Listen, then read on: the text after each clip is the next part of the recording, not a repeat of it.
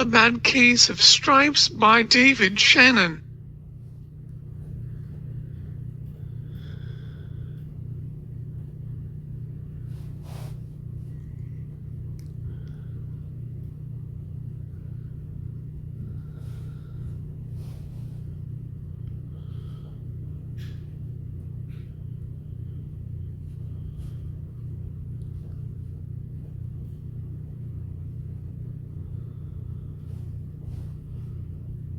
Camilla Cream loved lima beans, but she never ate them.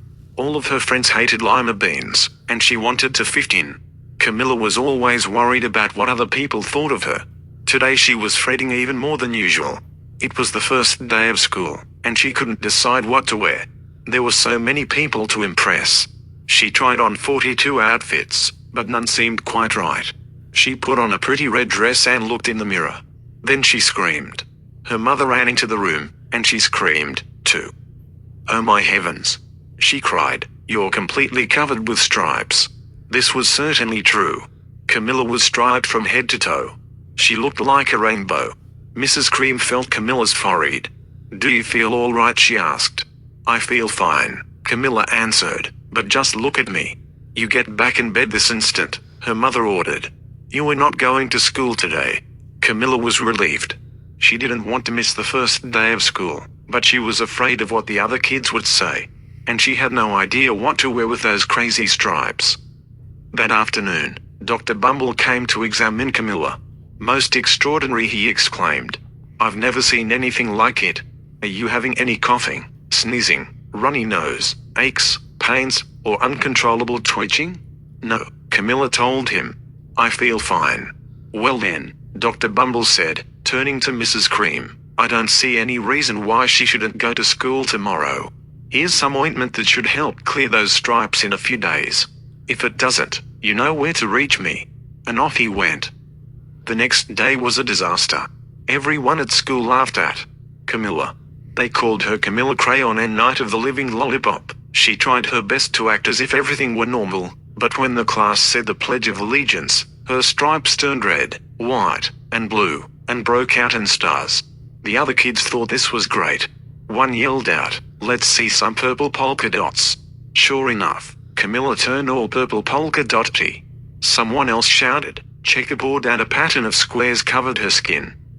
Soon everyone was calling out different shapes and colors, and poor Camilla was changing faster than you can change channels on TV that night. Mrs. Harms, the school principal, called. "I'm sorry, Mrs. Cream," he said. "I'm going to have to ask you to keep Camilla home from school. She's just too much of a distraction, and I've been getting calls from the other parents. They are afraid those stripes might be contagious." Camilla was so embarrassed. She couldn't believe that 2 days ago everyone liked her. Now, nobody wanted to be in the same room with her. Her father tried to make her feel better. "Is there anything I can get you, sweetheart?" he asked. "No, thank you," sighed Camilla. What she really wanted was a nice plate of lima beans, but she had been laughed at enough for one day. Well, yes, I see, Dr. Bumble mumbled when Mr. Cream phoned the next day. "I think I'd better bring in the specialists. We'll be right over." About an hour later, Dr. Bumble arrived with 4 people in long white coats. He introduced them to the Creams. "This is Dr. Grop, Dr. Sponge, Dr. Cricket, and Dr. Young." Then the specialists went to work on Camilla. They squeezed and jabbed, tapped and tested. It was very uncomfortable. "Well, it's not the mumps," concluded Dr. Grop. "Or the measles," said Dr. Sponge. "Definitely not chicken pox," put in Dr. Cricket. "Or sunburn," said Dr. Young. "Try these," said the specialists. They each handed her a bottle filled with different colored pills. "Take one of each before bed," said Dr. Grop. They filed out the front door, followed by Dr. Bumble. That night, Camilla took her medicine. It was awful. When she woke up the next morning, she did feel different, but when she got dressed, her clothes didn't fit her right. She looked in the mirror, and there, staring back at her, was a giant, multicolored pill with her face on it. Dr. Bumble rushed over as soon as Mrs. Cream called. But this time, instead of the specialists, he brought the experts. Dr. Good and Mr. Mellon were the finest scientific minds in the land. Once again, Camilla was poked and prodded, looked at and listened to. The experts wrote down lots of numbers. Then they huddled together and whispered. Dr. Good finally spoke. It might be a virus, he announced with authority. Suddenly, fuzzy little virus balls appeared all over Camilla. Or possibly some form of bacteria, said Mr. Mellon. Out popped squiggly little bacteria tails. Or it could be a fungus, added Dr. Good. Instantly, Camilla was covered with different colored fungus blotches. The experts looked at Camilla, then at each other. We need to go over these numbers again back at the lab, Dr. Good explained. We'll call you when we know something. But the experts didn't have a clue, much less a cure. Meanwhile, the TV news had found out about Camilla.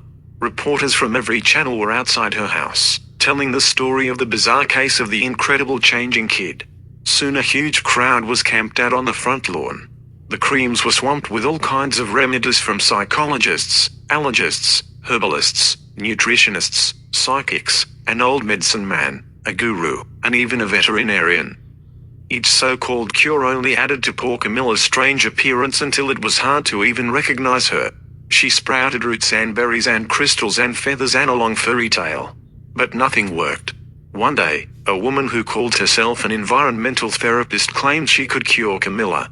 Close your eyes, she said. Breathe deeply, and become one with your room. I wish you hadn't said that, Camilla groaned. Slowly, she started to melt into the walls of her room. Her bed became her mouth, her nose was a dresser, and 2 paintings were her eyes. The therapist screamed and ran from the house. What are we going to do? Cried Mrs. Cream. It just keeps getting worse and worse. She began to cry. At that moment, Mr. Cream heard a quiet little knock at the front door. He opened it, and there stood an old woman who was just as plump and sweet as a strawberry. Excuse me, she said brightly. But I think I can help. She went into Camilla's room and looked around. My goodness, she said with a shake of her head. What we have here is a bad case of stripes. One of the worst I've ever seen. She pulled a container of small green beans from her bag. Here, she said. These might do the trick. Are those magic beans? Asked Mrs. Cream. Oh my, no, replied the kind old woman. There's no such thing. These are just plain old lima beans. I'll bet you'd like some, wouldn't you? She asked Camilla. Camilla wanted a big, heaping plate full of lima beans more than just about anything, but she was still afraid to admit it. Yuck, she said. No one likes lima beans, especially me. Oh, dear, the old woman said sadly. I guess I was completely wrong about you.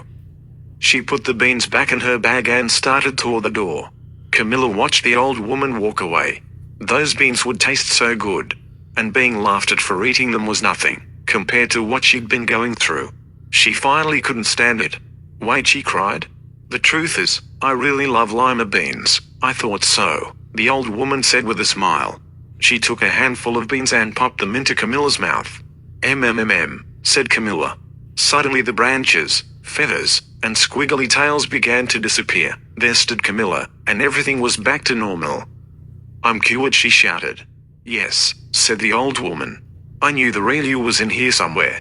She patted Camilla on the head. Then she went outside and vanished into the crowd. Afterward, Camilla wasn't quite the same. Some of the kids at school said she was weird, but she didn't care a bit. She ate all the lima beans she wanted, and she never had even a touch of stripes again.